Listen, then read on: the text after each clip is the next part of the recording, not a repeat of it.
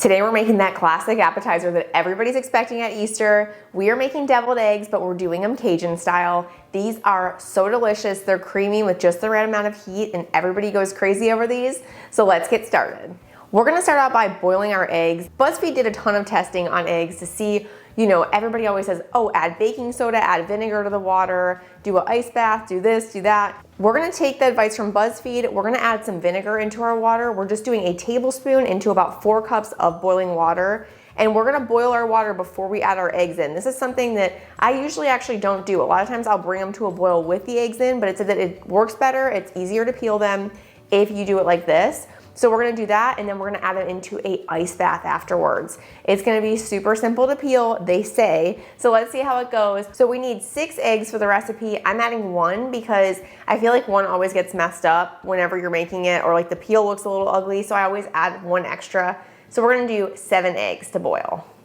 Those eggs are gonna boil for 10 to 12 minutes, and then we wanna get our ice bath ready when those are boiling. So we're gonna add some really freezing cold water to a big bowl with at least a few cups of ice, just to get it really nice and cold.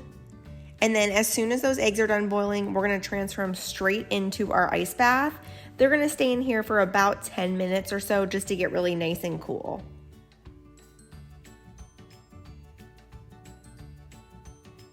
Just be careful not to break the shell as you're transferring them. And I like to sit a colander in my sink so that this will catch all the shells as I'm peeling them. A lot of times I'll run them under cold water if I need to.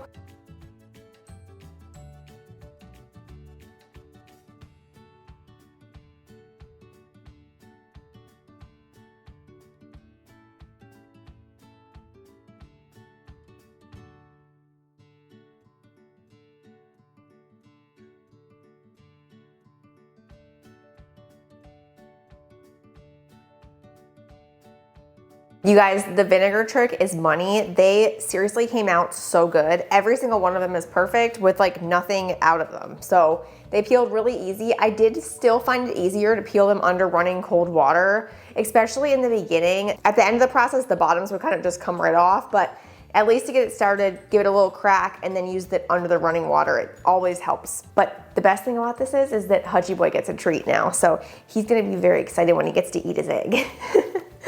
Okay, so next up, we were just gonna slice these, down the vertical way, and we're gonna take the yolks out and throw them into a bowl. I'm gonna use my stand mixer in this recipe. You can also use a large bowl with a hand mixer. If you don't have access to that, it's fine, just use a regular bowl, but I do feel like it gets nice and whipped a little bit better if you use the stand mixer or a hand mixer.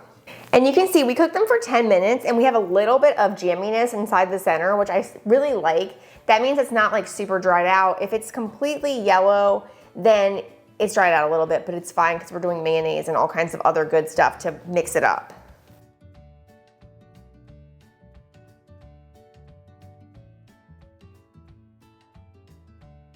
Okay, Hutch enjoyed that way too much. I had to put him outside because I'm afraid he's gonna take the rest of them. All right, we are gonna add into our egg yolks, we have our mayonnaise. We're just using a 1/4 cup. We also have 1 tablespoon of stone ground mustard. And if you don't like stone ground, you can use Dijon, that's totally fine. This just adds like a little bit more like tang to it. We've got a tablespoon of dill pickle relish. Same thing with that, if you wanna add sweet, go for it. And then we have a teaspoon of Tabasco and just a 1/4 teaspoon of salt. I'm gonna throw this in my stand mixer to give it a good mix.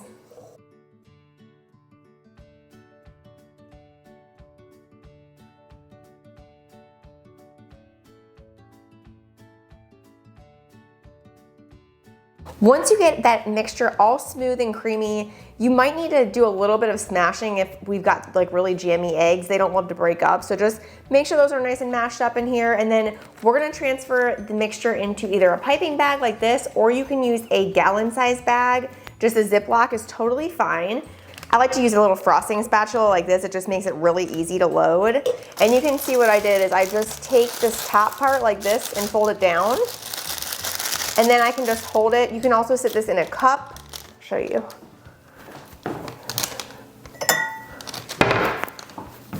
If you're working by yourself, you can also sit this in a cup. And then you can just wrap it around like that.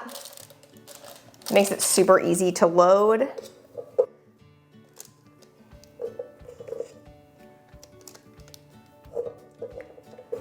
And you can definitely use a piping tip if you want it to look really pretty. I'm just not. We're gonna season them at the end too, so it's gonna look pretty from that. I'm not gonna worry too much about like a perfect piping, but if you wanna do that, go for it. Y'all know me, I'm like quick and easy, so I'm not trying to do that. And I hate washing the tips afterwards. It makes me so mad. Sometimes I wanna just throw them away because I can't stand washing them. They get all greasy and gross. All right, then you just take this, fold it back up, give it a little twist, and push the mixture down in there so it doesn't come out of the top of your bag. That's the worst. Okay, and now we're just gonna give this a little snip at the end. You have to cut this wider because we've got relish and stuff in there and it'll just get stuck.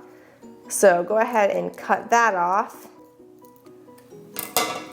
Just like that. And then we're just gonna go ahead and add it right into the insides of our eggs. Don't overfill them because you gotta make sure you have enough. That looks so pretty.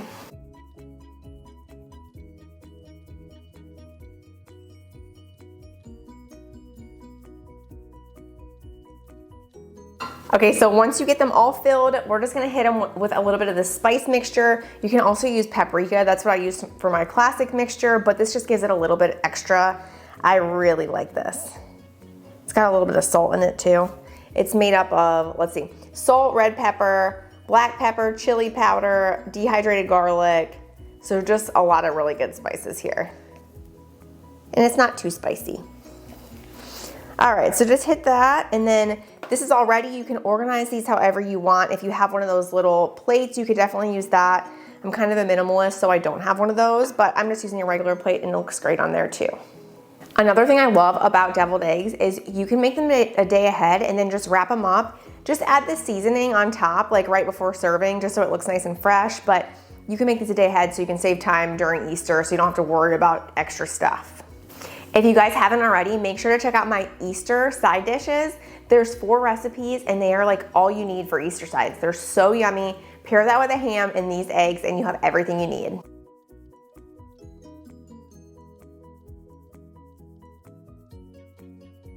Okay guys, that's it. We're all done with these Cajun deviled eggs. These are such a fun spin on the classic deviled eggs and everybody goes crazy over them. They will absolutely love them. And remember, don't forget to make your deviled eggs for Easter because people will definitely ask about them. Thanks so much for watching. Make sure to give this video a like and make sure to subscribe for new recipes every single week. I love sharing them with you. I have lots of good stuff coming. Thanks for being here and I'll see you next time.